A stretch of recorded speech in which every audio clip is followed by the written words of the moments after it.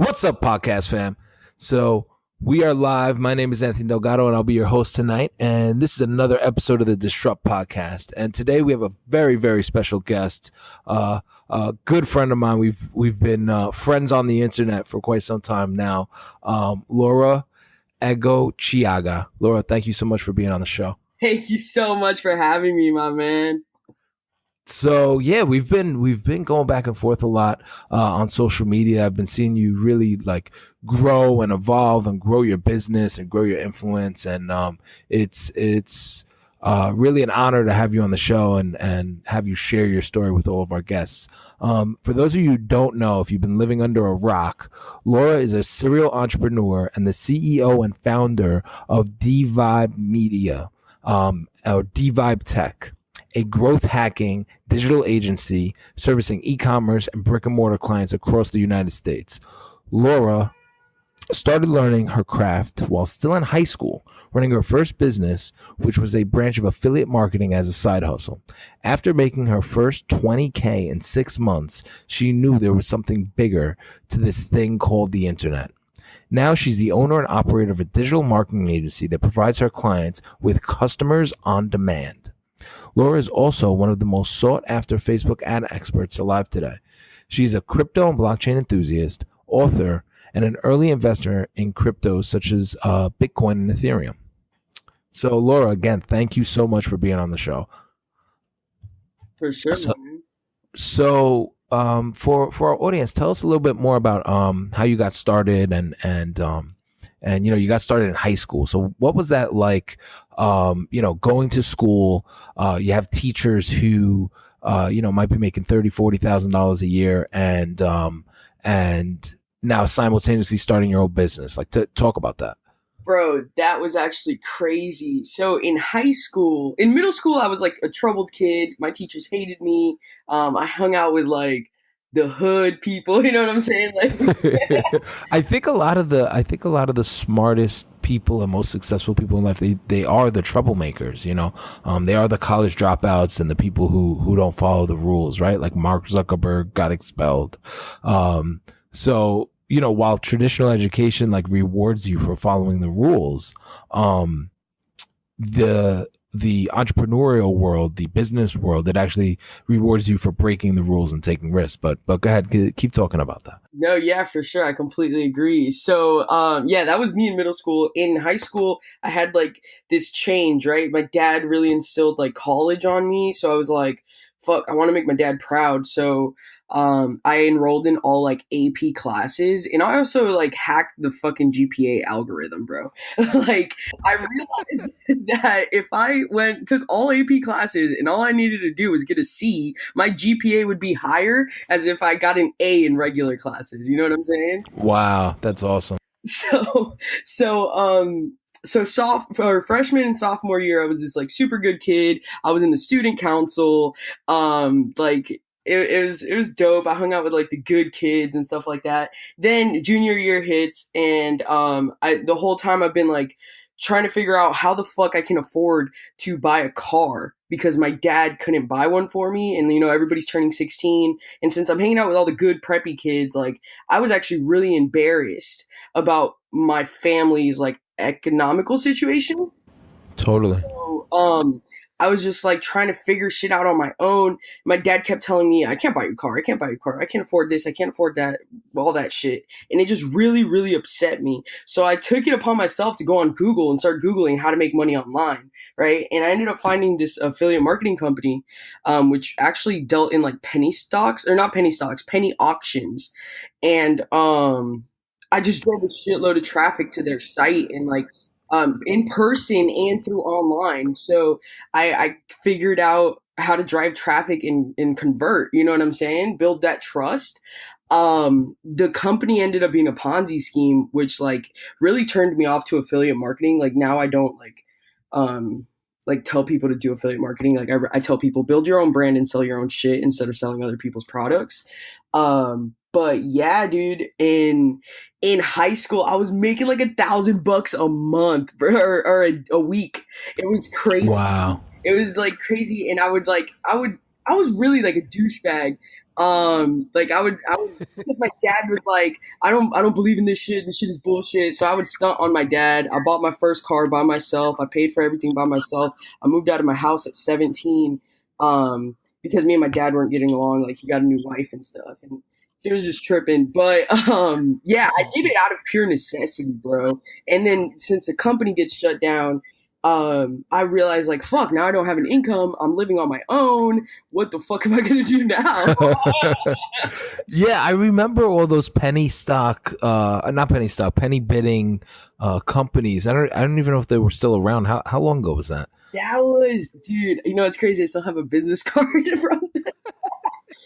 That was fucking 2011, dude. Yeah, yeah, and it was Especially in the Latino. around the whole eBay time, and it was Yeah, like these sites that kind of looked like eBay, but they weren't. exactly. Um, and like you would pay to bid, but then if you didn't win, like you basically paid for no reason. That Exactly. was like one person would get the Xbox for $1, but then like 2 million people would bid, so they end up making $2 million for an Xbox. So Right. some crazy like that. Yeah, I remember those sites. So you were doing affiliate marketing for them. You're generating passive income, and then what's the cutoff point? Like you get an email and it's like, hey, we're going out of business, or Oh, bro. how'd that happen? Everything just shut down. The government like completely took over the company. Like one day I woke up and the website wasn't working. No way. Out, bro. Yes, it was so crazy because, like, also I just got my grandpa in it, and he threw down like 10 grand, bro. Oh man, It Jesus, was that's crazy, rough. dude. So that's why I'm so against like affiliate marketing unless I know the person, like deeply know the company. Yeah, yeah, you know that it's a reputable company. I mean, I think the kind of the tricky part in affiliate marketing is if there's companies like Mary Kay and Amway where, you sell a product and when you sell that product, you get a commission on it. Right. I think that's okay, but a lot of these companies are designed to get more people selling it and sell these kind of starter packages. And then it's really more of a pyramid scheme where the business isn't selling the product, the business is selling more people to start their own business. Exactly, dude. And that's like the fucked up part. Like, never again, dude. Never. But the crazy thing is, a lot of the best entrepreneurs I know, and I'm happy to learn about this part of your story. A lot of them did start there, so it's almost like a gateway drug where people kind of get into entrepreneurship. They get sold kind of this dream of financial freedom, and even if the multi-level marketing company isn't the way to do that, at least you start thinking in a different way. So it can't be all bad. No, yeah, I thank God for the opportunity because it opened my eyes to like what was going on in the internet, and through that company, I actually bought my first Bitcoin, because that's they were paying out in crypto, and like it's crazy. I was like, what is Bitcoin? Like, Wow, that's so cool. So they were paying out in Bitcoin as the yeah. affiliates. Yes, yes, yes. It was crazy, dude. And honestly, I also thank God because once it shuts down, right, I have that struggle, and I think that they're making money through websites, right? So I'm just like, let me learn how to code, and fucking, I'll start making money again, right? So I know 5 different coding languages now, but like. It was out of pure desperation, bro. But I make my websites. I start making money with Google AdSense too, but it wasn't like enough money, right? Like it's just like nothing. Google AdSense barely pays out, but like back in the day, like early 2000s, they were paying out heavy. But I missed that boat. So anyways, I was building out websites, and I had to learn SEO. I had to learn how to really drive traffic through like Google AdWords, and like content marketing and stuff like that. So it's not like I had like a guide or anything like that. I didn't have like a course. I just did it out of like pure trial and error. And I thank God for it because like I wouldn't have the skill sets that I have today if I didn't have to do that. Absolutely. I mean, I look at all these courses nowadays, and it's like, hey, here's how you make up money online, and I'm like, where was that course when I was when I was coming up, right? Like, no, it was just like you had to have a little bit of creativity and a little bit of um, be a little intuitive, right, and just put yourself out there. And I think now there's actually a certain segment of the digital online entrepreneurs that they get stuck in this learning bubble where all they're doing is taking courses and they're not taking any action, and they're actually scared to make mistakes because they're trying to do it the right way, the way the guy on the course told you to do it. And the thing is, if you know anything about the internet, it's always changing. So if you follow, if the course is 3 months old and you're following 3 month old advice, it might not be exactly accurate anymore because things keep changing. Yeah, dude. I feel like a lot of those people follow me, like those people that are like stuck in courses and just don't believe in themselves enough to take action. So that's actually why I post the shit that I post is because, hey, bro, wake up. Like, just go do it. Like, wake up. Yeah, yeah. Try something. Try a million things, and then if that doesn't work, then try a million more. Um, but okay. So when did you really decide that you wanted to become an entrepreneur? Like, when was that moment where the light bulb flicked? So I was always doing like digital marketing stuff like on Upwork and like freelancer and stuff like that. And I was like battling for like pennies on the dollar, which like sucked because everybody's in India and they could do it for cheaper or whatever. And then I run into this like YouTuber. I don't know if you know him. His name's Alex Becker. You know him? Yeah, I think I've seen him before. So I run into his content, and his content's like, stop fucking selling your digital marketing services or like SEO. He was specifically about SEO, but like, stop selling that on websites. Go out and get local clients. And I had never thought of that before. I was like, oh shit, this really could help local business owners. Yeah, well, I mean, a lot of them probably don't know about Upwork. They don't know about Freelancer. They don't know about all these sites. And you're not competing. Like, you're literally, when you go on Upwork when I was doing it, I think it was called Odesk. I think they merged the companies. But Yeah, what yeah, yeah. But when you go on those marketplaces, you're competing. Like, you're literally going into the lion's den with people in third world countries, whereas you can provide your services to people who, don't even know how to use Upwork, you know. Um exactly. So like he really opened my mind up to, oh shit, like I need to get local clients or like people in America that don't even understand this thing and just do it for them. Just outsource to me for like $1,000, right? And then that was like a huge problem too, because like the idea was cool and all, but I was a little pussy and I was scared to sell, dude. I didn't know how to sell. At the time I was working at Nielsen. I don't know if you know what Nielsen is. yeah, yeah, they're a big media company. Yeah, the number one market research company in the world. And so I was doing it like on my days off. Like I would go door to door type shit, and it was just so like heartbreaking, dude. It was like the biggest failure. I felt like shit. And I realized like there's no course that's going to teach me how to sell. There's no book that's going to teach me how to sell. I have to go out and do it. So I leave Nielsen. They're paying me like 35K a year, which isn't a lot, but like it's something and it's stable. You know what I'm saying? Yeah, yeah, you had that guaranteed check. Right. So I knew I had to fucking leave that shit if I really wanted to be successful. So I was blessed enough that like one of my cousins at the time was the new car director at a Nissan, and I begged him. Like it was actually like the universe like put us together at Top Golf. We were golfing and he was like talking about how he's hiring people, and I just like the universe came into me, like God came into me and was like, please hire me. Like I begged him for like 3 days straight to hire me until he finally said yes. And I got hired, and thank God that their training was done by Grant Cardone, because if it wasn't, I don't know where I'd be, dude. Oh wow! So you were able to get the Grant Cardone training, which Bro. I've heard really good things about. Yes, and in And person, you know what I'm saying? Like we would do drills every single day. wow, that's sick. That's super sick. And so, what gave you, I guess, the courage to quit Nielsen and then go and take this leap of faith? Understanding that Nielsen was going to go out of business, like it might not be within this year, next year, whatever. I knew the power of Facebook and what Facebook had going on with their marketing platform. So I just already knew that like that was dead, you know? Yeah, And I totally. needed to better my skill sets, which at that point needed to be selling, right? Because I had all the digital skill sets were good. It's just like selling myself, selling my product, and really believing in myself. That was my biggest thing. And I honestly didn't really start to believe in myself until February of this year when I met Tony Robbins. Wow, that's amazing.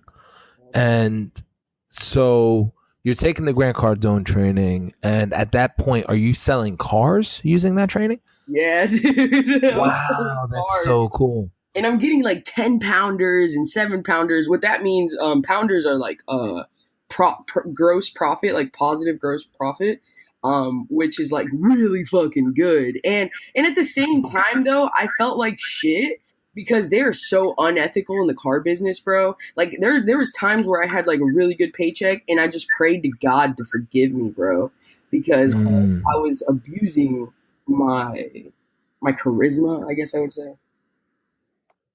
Yeah, totally. Well, I mean, that's kind of a slippery slope. I mean, it's easy to feel guilty sometimes when you're making money.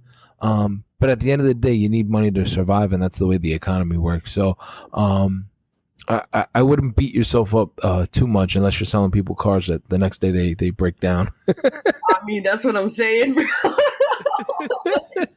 Not like it didn't happen. uh, It happened. Like, yeah, I'm telling you, the car industry is very unethical. Yeah, totally. So okay, so you're selling cars, and then where is the switch to I'm going to be selling cars for this company to I'm going to be selling marketing services to people in the automotive industry? So that switch actually happened this month. But like before that, dude, like the switch to I forgot that I wanted to be like a digital agency owner. Like I totally forgot because I had to brainwash myself to learn all these sales skills. I'm not even joking. Like I had to brainwash myself and like fall in love with cars. I don't even fucking like cars. Like I don't like, and I it was crazy because like you have to get all this information and just like fucking be obsessed with it. Like, right? That's what Grant Cardone preaches. Like, be obsessed with the average. Mm. So how to be obsessed about the car industry. At one point, I thought I was gonna own a car dealership, bro. Like, and it was crazy. So they promote me to internet sales manager or whatever. And Mm. I now I'm upstairs. Now I'm not taking ups. Like I'm not downstairs looking for people that walk in, right? And I'm just sitting there in front of a computer and I'm like, all right, well, let's peep this SEO. Like, let's peep up all the digital marketing shit so we can drive more traffic and get more sales. And I write up this entire report to give to the general sales manager. And he like shits on me, bro. He's like, you don't know shit, blah blah blah. Stay in your lane, and I freaked the fuck out on him, like in front of everybody. I'm like, bro, you don't know me, like you don't know all the work that I've done. Fuck you, and I quit on the spot. And I go Wow. Facebook Live, bro. I go Facebook Live and tell the world, hey guys, I'm quitting this to follow my dreams full fucking time. And you put it out into the universe. That's awesome. Yeah, dude. Well, I thank God for fighting with that GSM because like I wouldn't be where I am today if he didn't like talk shit on me, you know? Wow, that's awesome. So he's like the internet's a fad. You kids and your internet. Well, no. He didn't even say it like that. So they had a digital marketing agency, right? They were just getting Hmm. paid. They were paying like 10K a month for like the lowest of low services, bro. Their website sucked. And like it was they were being played, and I mean I don't know the politics behind all that, but I know for a fact they were getting played. Wow. Okay, so you quit. You go on Facebook Live.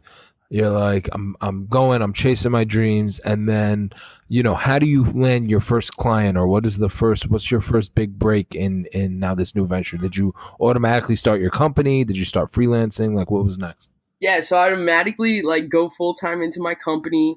My first client was actually their competitor. So you went just right across the highway and were just like, hey. Yeah, dude, because I knew exactly what I was. I'm like, hey, I just came from this place. Like, this is what they're doing wrong, and I see this what you're doing wrong. And I know for sure I can get you to get more sales. Wow, that's awesome. And it just went really well. Then I my biggest problem at that point was that I was going after so many verticals. I didn't understand scalability yet. Um, Mm, and I'm in over 50 industries. You know what I'm saying? Like it yeah. was crazy, and I wasn't doing contracts, which also fucked me up. because I didn't believe in myself to the point where I was like, I don't want to lock anybody in. I want it to be an easy sale, blah, blah, blah. And it was an easy sale, but turnover is turnover, right? Yeah. And so then I actually hire a mentor, like because I'm like, I need to figure this out. So my mentor tells me, stick to one vertical, get an amazing case study, show the case study, build your funnel up so that they have to give you their information to even get access to the case study, and then just bang the fucking phones. So the best case study I got at that time was actually in the med spa industry. You know what med spas are? A little bit. They're the Botox people, like. Uh, Yeah, yeah, like Botox and liposuction, that type of stuff. yeah. So I actually got really fucking good results for those people, and it was crazy how I would blow these little med spas up to the point where they couldn't handle my services. They literally couldn't because they weren't set on scalability mindset either. But I ended up having like eight clients at a time, just paying me $1,500 a month. And I get really depressed, bro. Like I get super depressed. And this was around like November.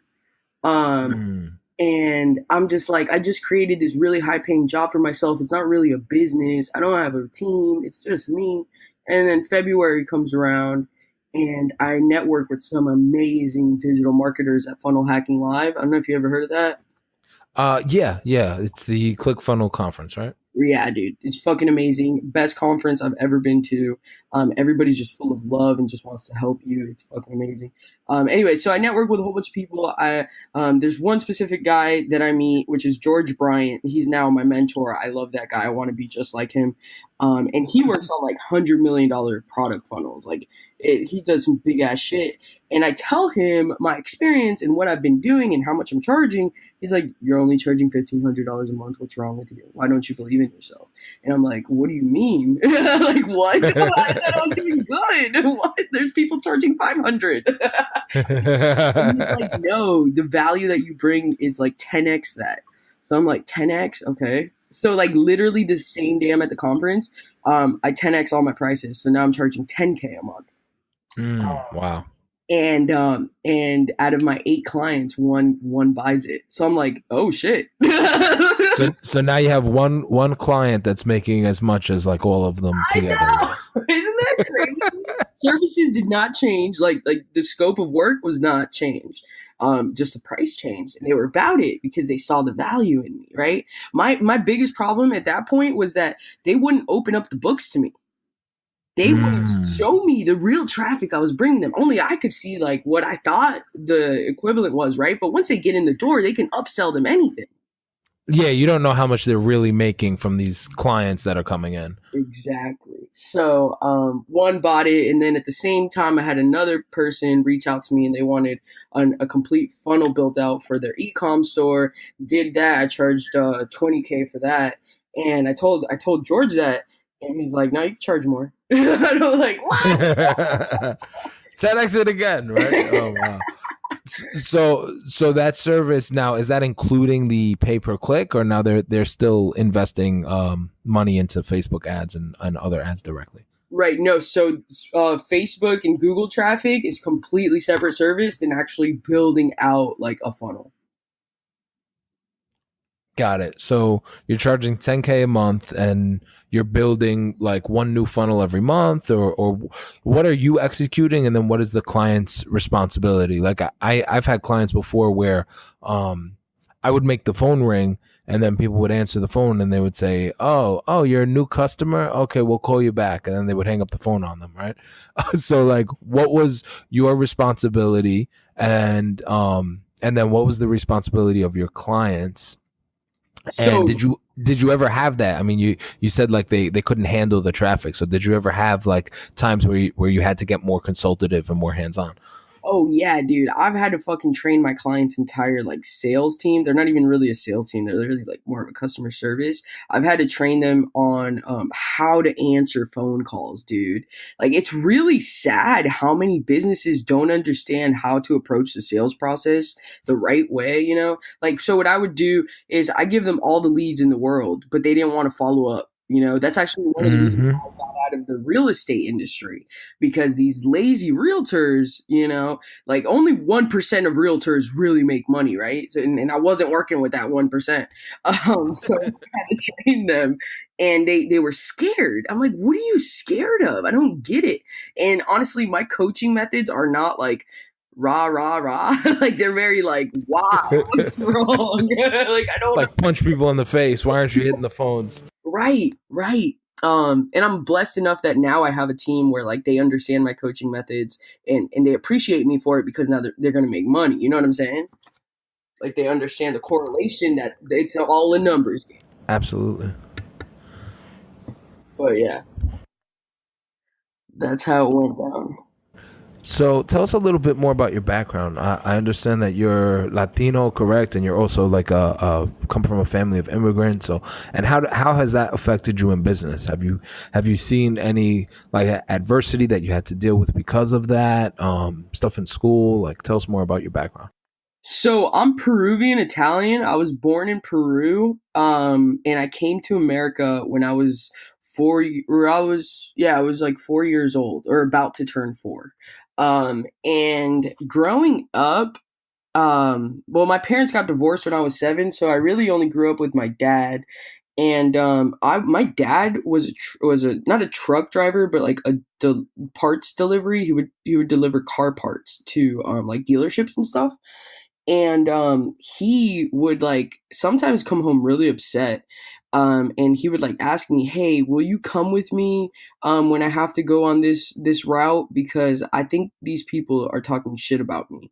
And like we live in Wow. Florida, we live in Tampa, Florida, and he would have to drive up to, like, let's be real, like the redneck like parts of this area. And there's been points where I've had to scream at people as a kid, dude. As a kid, I'd have to be like, what's wrong with you? Why are you being so mean? Like, because that's not cool, dude. It is not cool. And I actually just did a story about this, because like I can only imagine like the shit. We don't look like dark skinned, we look white. My dad just doesn't speak English well. So I Yeah. can only imagine what other people have to go through. You know what I'm saying? Like in school, I've never had that problem. People always thought I was white. I really fit into that like white preppy culture thing. And that's not me, but I fit into it. So I've never been bullied for being a lesbian. I've never been bullied for my skin color, where I come from. But I also think it's because I have that persona where I'm very like you look at me and you get intimidated. You know what I'm saying? So I think people are scared to bully me because they know I'll beat their ass. But like, yeah, Well, I mean, you also touched on another thing. Like, you are like very Americanized, right? yeah, Um, and a lot of the adversity that probably comes from like that culture shock, right? Like, but you saw your father witnessed it with your father, where he doesn't speak English as the first language, and he has cultural differences, and he probably doesn't look super American. I don't know how he dresses, but he might dress like more conservative, and yeah, and there's a lot of racism and discrimination that's still in certain pockets of America. I live up north in the New York City area, and it's really not there. That stuff doesn't really exist down here, up here. But then when you start going down south to some of those states, it gets a little weird. So yeah, dude, yeah. it's crazy down here. It's not as much as it used to be. Like it's so wild to the point where like one of my ex-girlfriends, her grandpa dies, right? And then her family goes in and like checks out their stuff, and he has like a Ku Klux Klan, one of the leaders' fucking outfits just chilling right there. So then they know Wow. he's a fucking Ku Klux or whatever member, like a high level ranking member. I don't know what the fuck it's called, but like that's one of my ex girlfriends, bro. Wow, that's insane. That's crazy. So what was one of your most challenging moments, either like in business or in life, and how did you overcome it? Most challenging moments. Most challenging moment. I would probably say that was this year, and it was like believing in myself, and I believe in myself a lot more, because like I justified it to myself, you know. I'm like, okay, yeah, I can bring these results. I do help a lot of people.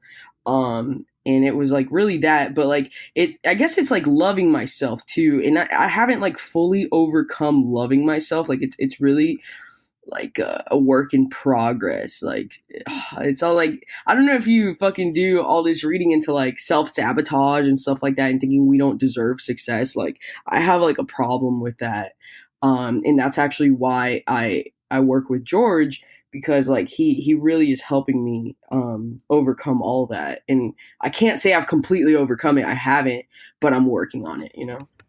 Definitely. And I mean, I follow you on social media, and from, the persona you put out, I can't tell. I don't think any of your clients or colleagues can tell. But yeah, that entrepreneurial stress definitely is in the background. And then like having to be on all the time, right? Like, I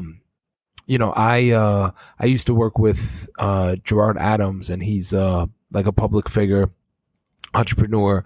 And I was just thinking the other day, like, dude, it must be stressful to be on all the time.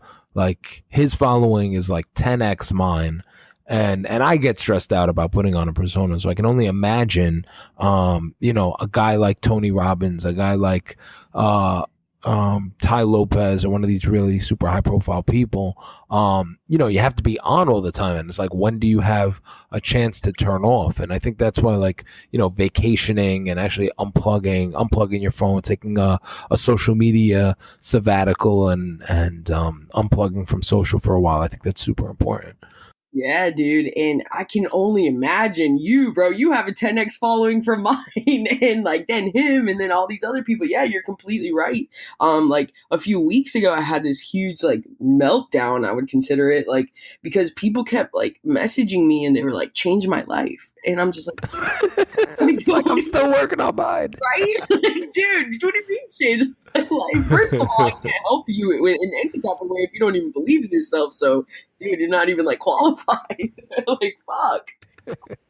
Like it's getting put in these high pedestals, but like we're just people, bro. Like we all have fucking problems and struggles that we're going through. Like, and I don't think some people get that. Like we're not perfect. Like I had to literally go on my story and do a full day of stories about how I'm not perfect and how you shouldn't fucking put me on a pedestal. Like I'm fucking up and I'm learning, and sometimes I'm not learning from my fuck ups, and I'm still fuck up. Like just stop. You know what I'm saying? You're putting a lot of pressure on me. I don't even have like a lot of followers. Yeah, no, but it's true. It happens. I mean, I did an IG live a while back, and I was talking about that. Like, I don't have it all figured out. I don't have all the answers. And I've been growing my team, and my team comes to me and they ask me everything. Like, they ask me questions for every single thing. What do you think about this? What should I do about this? And I remember the Mark Zuckerberg wears the same T-shirt logic, where he talks about there's only a certain amount of decisions you can make in a day. So he tries to focus his energy on the most important ones. And so when my team, they ask me all these questions, I'm just like, I don't know, just figure it out. Like, I don't have all the answers. I one of my team members, he texts me like, we're going to the Voice Summit, which is Amazon Alexa's having this huge summit next week. And we're attending, we're going there as media, we're going to be covering the event and doing video and all that. And he was like, hey, when is it? Okay, cool. It's Wednesday, whenever. Okay, cool. What are the times? And I was just like, dude, like go on the website, like Google it, like, and it's the same thing with entrepreneurship. It's like, oh, how do I make a website? I don't know. Google it, unless you want me to make the website, and I'm going to charge you 10K and up, but if that's not the case, then yeah, you're going to have to Google it. Fucking facts, bro. 100% back what you just said. Just fucking Google it. Stop asking me. Have you ever seen there's that website, Can I Google That For You? No. Oh, you have to, the next time that you got one of those answers and you want to mess with somebody. So you go to canigooglethatforyou.com, and you type in like how to make a website, and you click generate, and it creates a link. and then you email that link. So someone will ask you, how do I do something really easy? And you create that link and you send it to them. When they click it, it has a mouse that moves. It goes to Google. It types it in and it hits send. And then it Googles it for them and it sends them into a Google search. It's the most hilarious thing ever. You have to check it out. Bro, I'm definitely gonna use that. So we spoke a little bit about like your family, how like they didn't really support you in the beginning. Do they support you now? And if not, do you think they'll ever support you? So, my immediate family super Yeah, supportive. Not like like your father and everyone. yeah. So my dad really didn't start supporting me until February. He was just like, "Stop wasting time." But like it's crazy. Because like the truck that I drive was literally just a stunt on him, like because he growing up, I mean, he still has this truck. It's a 2003 Toyota Tacoma, and it's like the bare minimum, right? And when I drop out of high school or college, when I drop out of college, I'm like. I'm like, Dad, I'm gonna have a better car than you. I'm gonna make sure it's the same car, but it's gonna be fully loaded. And like I make him that promise. In September for my birthday, I bought myself this brand new 2017 Toyota Tacoma TRD Sport, and I just shoved it in his face. I'm like, guess what, Dad? You can never drive it because you didn't get me my car. So and now I look back and I'm like, I shouldn't have done that. It's fucked up. But like at the time, it felt really, really good. But no, my grandparents support me. My mom supports me. My dad started supporting me in February when I did that Gary Vaynerchuk event. And Nice. saw all these people like just taking pictures of me, taking notes, like, and he was just like, "Holy shit!" He was like, he tells me when he tells a story to his friends, he's like, "I was in shock." Like, and I'm like, "Yeah, That's you were." amazing. That's amazing. I think there's I think you should feel blessed that, you know, your family is starting to come around, your father is starting to come around.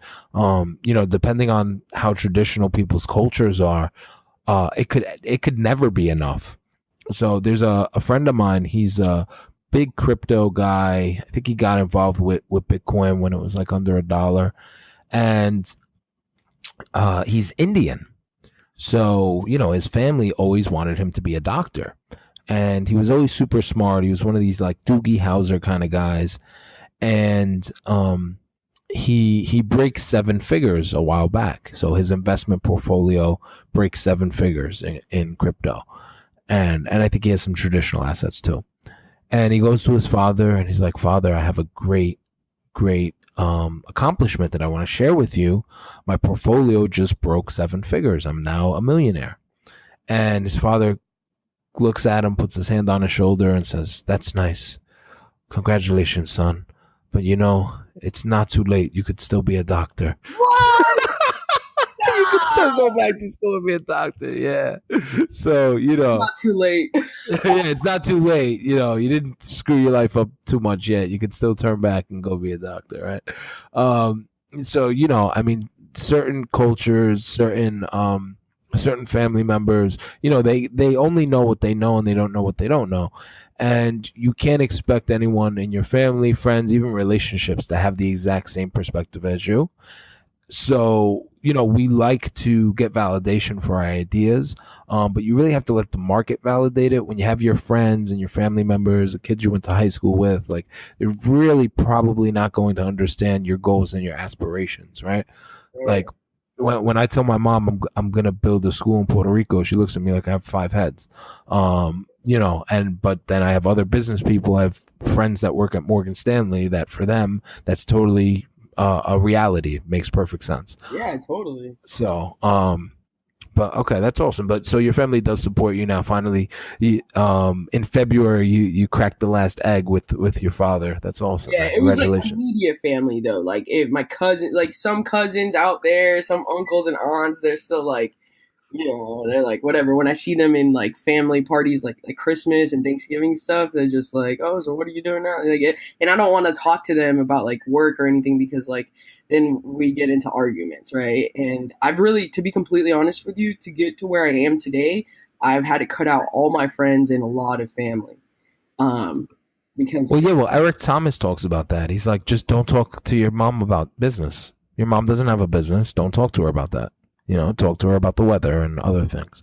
Facts though, like it really is true, man. Like you don't want to have like bad relationships with people, you know. Yeah, definitely. So what's a message that you can send to inspire all the other entrepreneurs out there that look up to you and that maybe are even listening to this for the first time? Take massive fucking action. Stop being lazy. Go follow your fucking dreams like right now because we're living in this time where anything is possible, guys. Like seriously, if you fucking put your mind to it, you can do it. That's it. That's it. I love that. I love that. It's awesome. It's so important. Um, I got like two more questions. The next one is like, what's next for you? So, you've come this far with your business and your career. What's next for your agency? So I've done some like very deep soul searching since February, and I realized that my one of my goals, like 5 year goals, is to work with like Elon Musk and like Tesla and SpaceX, and I know that I need to do something fucking crazy to do that. So I'm going after the car dealership industry, the automotive industry, and I'm gonna put ethics back in the automotive industry because that was I understand that's one of the Mm, problems, and it's as a salesperson it was one of my biggest problems, like in my soul. Like I told you, I had to pray about like the good deals that I got, you know what I'm saying, because like I felt bad about them. So I want to put ethics, scalability, and automation into the car business, into the automotive industry. that's awesome. I love that.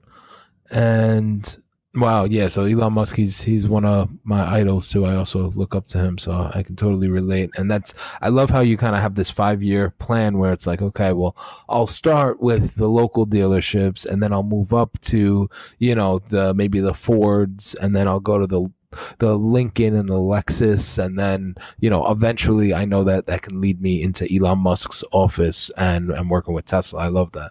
Yeah, because I'm not those people that wants to be handed anything. I know I need to make like a fucking drastic impact on the world before I can have anything that I want. You know what I'm saying? So like, it's not like I want to climb the corporate ladder or whatever. No, I want to fucking have so much good word of mouth because I fucking dramatically changed an industry to the point where he's reaching out to me like, "Hey, Laura, let's chill." You know what I'm saying? That's awesome. I love that from your words to God's ears.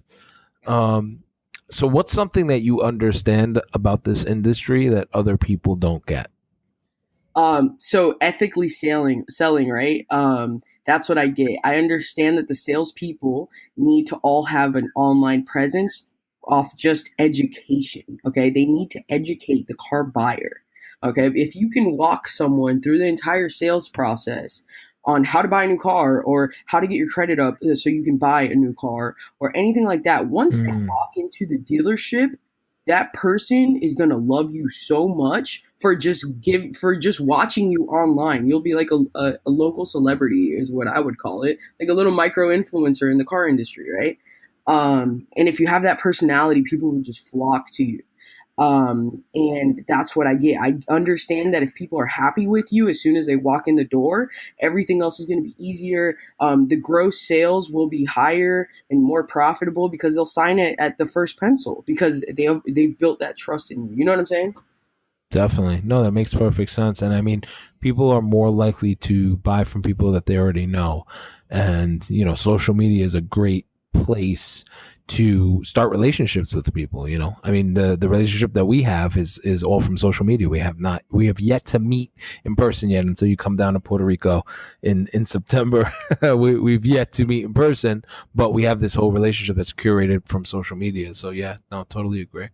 Um, Last question is, what does disrupt mean to you? Disrupt actually means the most amazing shit to me because when I think disrupt, I think of my mission, right? I want to disrupt the entire fucking automotive industry. That's what Yes. disrupt means to me, baby. Yes. No, I love that. And so in disrupting the automotive industry, what is that going to look like? Like, what are the results going to be? it's going to be more people understanding that they need to buy cars because it just makes better sense than rideshare. I mean, I know rideshare is going to win in the long term, but right now, we gotta help Generation Z, buy cars. That's how I feel about it because I mean, like I said, what drove me to technology was owning my first car, bro. So I can't even understand a world where people aren't like, fuck, I want to get that sexy ass car. You know what I'm saying? Yeah, no, totally. And there's something there's a level of freedom that comes from, owning a car and just being able to hop in your car and drive anywhere you want to go. I feel when I get really stressed out or I'm having a bad day, like I can just hop in my car, we can drive down the shore, we can go to Atlantic City, we can, I can drive to Miami if I want to, like the kind of the world is my oyster. And there is a level of independence that comes from owning your own vehicle. So I totally get that. Um, well, Laura, I think that's all the time we have. Thank you so much again for getting on the podcast and connecting. If people want to follow you on social media or your website, what's the best place to connect with you? Follow me at Laura Laura Egocheaga Egocheaga on Instagram, guys. That's honestly where I post the most stuff. And if you're lucky, you'll get my Snapchat, but my Snapchat is very private because I like to get lit. And so follow me on IG. Laura, it's awesome. Thank you so much. I appreciate your positive energy and your enthusiasm and just keep up the good work. Thank you so much, my man. I hella appreciate you. The shit you're doing is amazing. Likewise. All right, guys, that wraps up another episode of the Disrupt Podcast. And we will see you guys in Puerto Rico, September 19th. Disrupt Puerto Rico is going down. We're gonna have the biggest influencers in technology, entrepreneurship, cryptocurrency, AI, artificial intelligence, startups. We're gonna have our investor summit down there, and then we're gonna have our Hack Puerto Rico hackathon. So September 19th. Book your calendars, and we'll see you on the island. Yeah, All right, guys, you thanks, Laura. gotta be there. It's gonna be lit, and I'll be there. So let's go get it, baby. Let's go. All right, guys, we'll see you on the next one. Peace.